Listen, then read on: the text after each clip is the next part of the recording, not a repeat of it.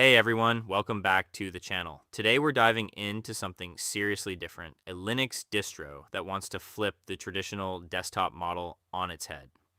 I'm talking about Vanilla OS, an immutable Ubuntu-based operating system that first launched its stable release in late 2022.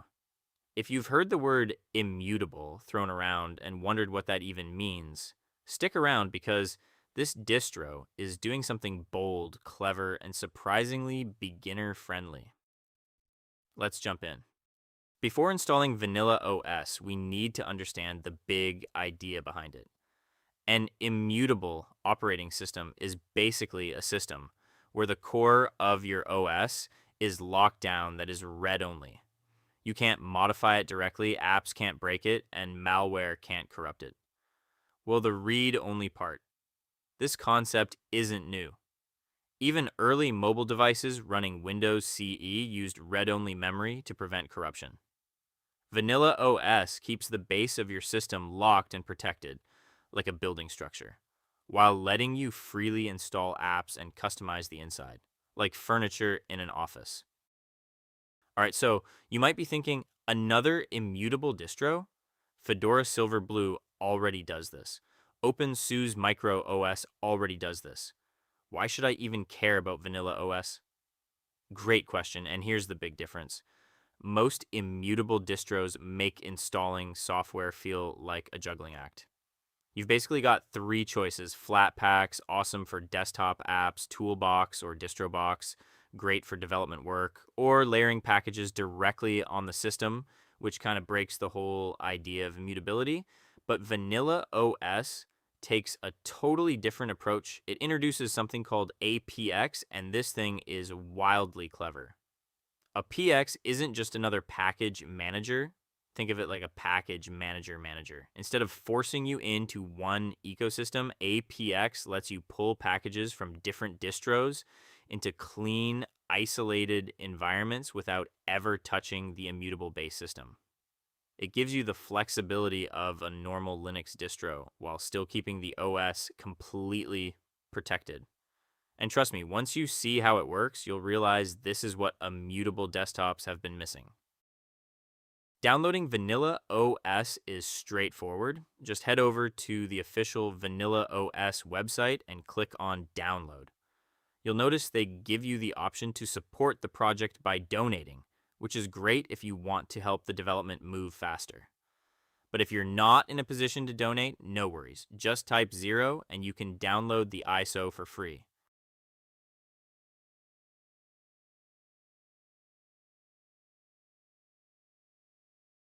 Flash it to a USB using something like Balena Etcher or Rufus, then boot from the USB. When you boot from the USB, you'll land in the live environment, where you can either try it first or jump straight into installation. The installation steps are what you'd expect. Select your language, keyboard layout, time zone, and choose the drive. Vanilla OS needs at least 50 gigabytes of space. So far, it looks like any other Ubuntu-based installer. But here's the twist. Vanilla OS takes longer to install. It is immutable, which means it doesn't just slap the OS onto your disk and reboot. Instead, behind the scenes, it's setting up two separate root partitions, A and B. These are used for ABRoot, its transactional update system. The system literally builds two operating system bases, not one. Vanilla OS takes longer to install because it isn't just copying files. It's building an entire transactional dual root container ready immutable system designed to never break.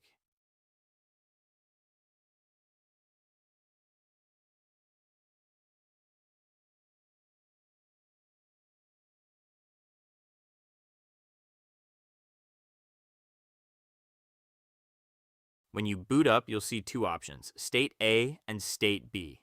Here's what that actually means. Like I said earlier, Vanilla OS uses something called ABRoot, which creates two copies of your system. State A, your current active system. State B, the previous system or the backup system. Whenever the system updates or you install something that affects the OS itself, Vanilla OS applies those changes in the background to the other state, the one you're not using. Then, after a reboot, if everything went well, the system switches to the updated state. If something went wrong, you can boot the older state and everything still works. So those two boot options are basically a safe system and a fallback system. It's vanilla OS's built-in safety net to make sure updates never break your machine. When you boot into vanilla OS for the very first time, you're greeted by the setup wizard. Once you click start, the wizard walks you through a few quick steps. First, it asks you to enter a device name. This is basically the name your computer will use on the network. Next, you create your username and password.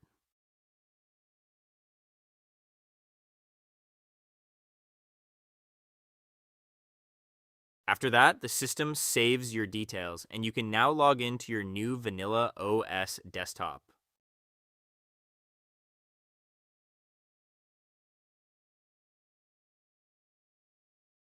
You'll immediately notice that it uses the GNOME desktop environment.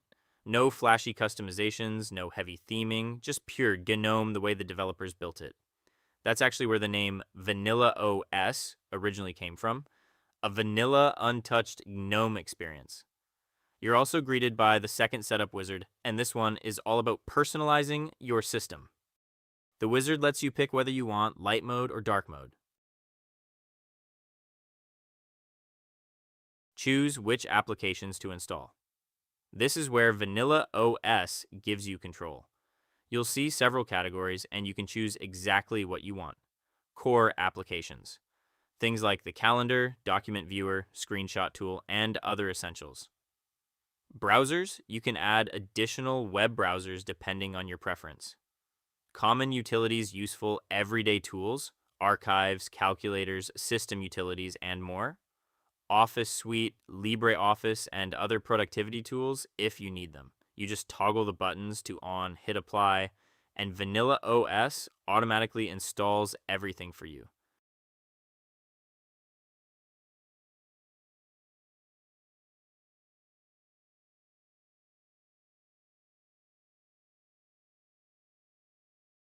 Let us briefly look at the desktop experience you will get.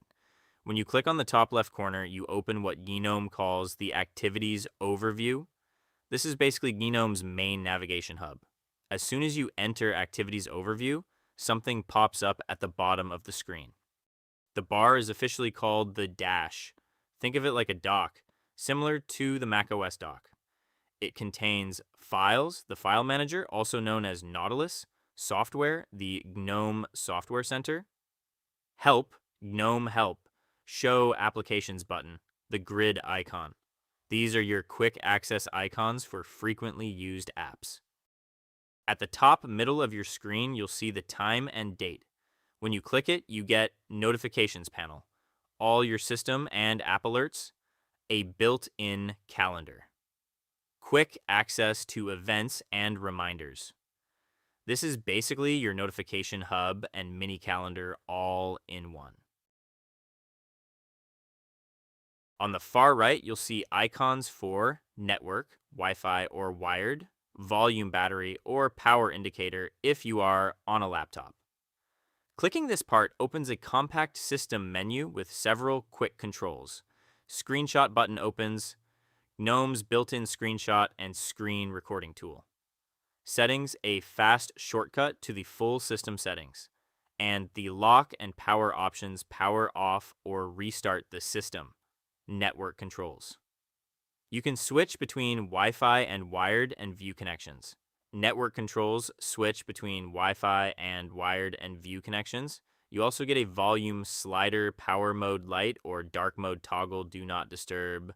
Turn notifications on or off instantly.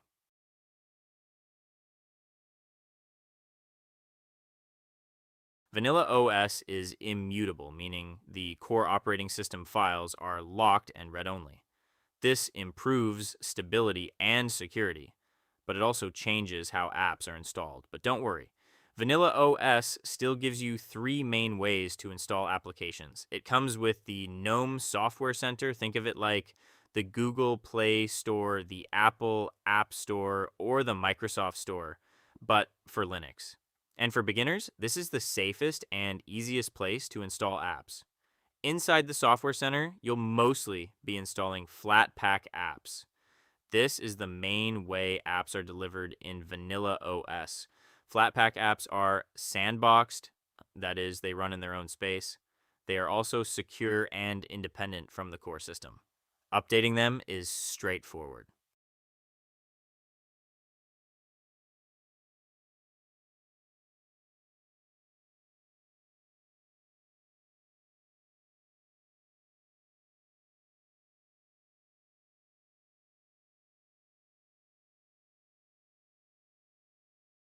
Next, this is where vanilla OS becomes far more powerful than a normal Ubuntu-based distro. Because the system is immutable, you can't install traditional .deb packages directly into the base system. But instead of limiting you, vanilla OS gives you something smarter. It uses containers, specifically distro box containers, to run software from almost any Linux distribution. Think of DistroBox as a way to create small, isolated Linux environments inside your computer. You can create an Arch Linux container for AUR packages, a Fedora container for DNF packages, an Alpine container for super lightweight apps, an OpenSUSE container for zipper packages, even Nix OS for Nix packages.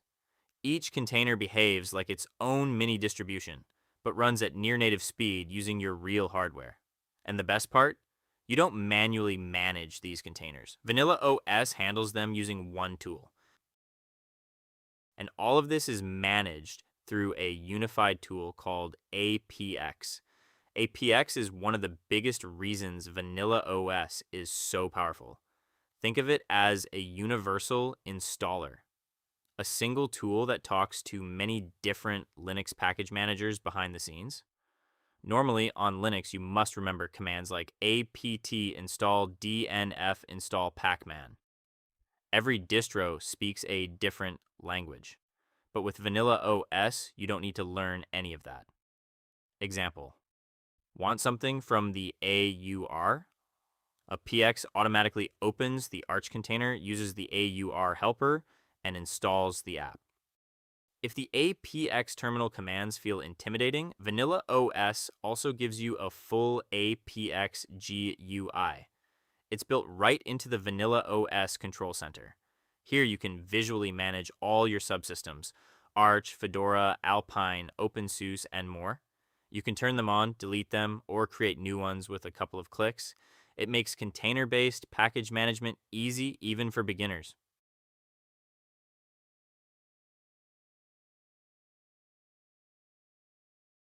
Now, before we continue, let me make one thing very clear. We are not going to dive deep into APX in this video. Why? Because APX is mainly for developers, advanced users, and creators who want access to packages from multiple distros. Arch, Fedora, Alpine, OpenSUSE, and more. For the average user, you don't need APX at all. Vanilla OS already gives you everything you need through the Software Center. Most people will never need to open the terminal or interact with containers. The system handles everything in a very user-friendly, graphical way. The best part?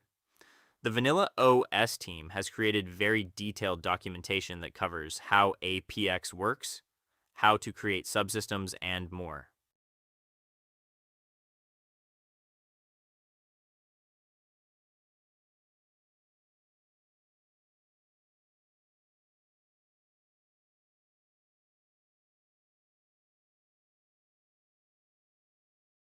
Another way to install applications in Vanilla OS 2 is by using something called the VSO shell. And here's the funny part. You are already inside the VSO shell by default whenever you open the black box terminal. Look at your prompt. It usually looks something like this. This little tag APXVSO tells you you are inside the VSO shell. This is your safe zone. This is the part of the system that can be modified by the user. Meanwhile, the actual base system, the immutable part, stays locked and protected. The VSO shell is basically a small Debian-based environment built on top of vanilla OS. This environment is mutable, meaning you can install apps, dependencies, and tools here. So even though the core of vanilla OS is immutable, the VSO shell gives you a familiar traditional Linux space where you can install what you need.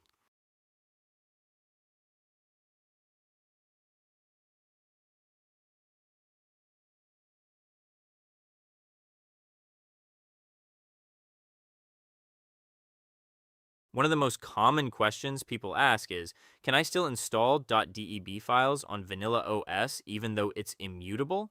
And the answer is yes, you absolutely can. But here's the important detail. Deb packages are installed inside the VSO shell, not the immutable base OS. Since the VSO environment is Debian-based and fully mutable, it can handle deb packages just like regular Debian or Ubuntu.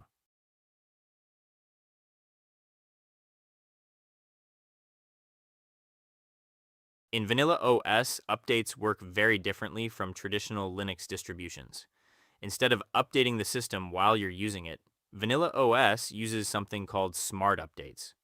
On Ubuntu, Fedora, Linux Mint, and so on, updates install directly onto your running system.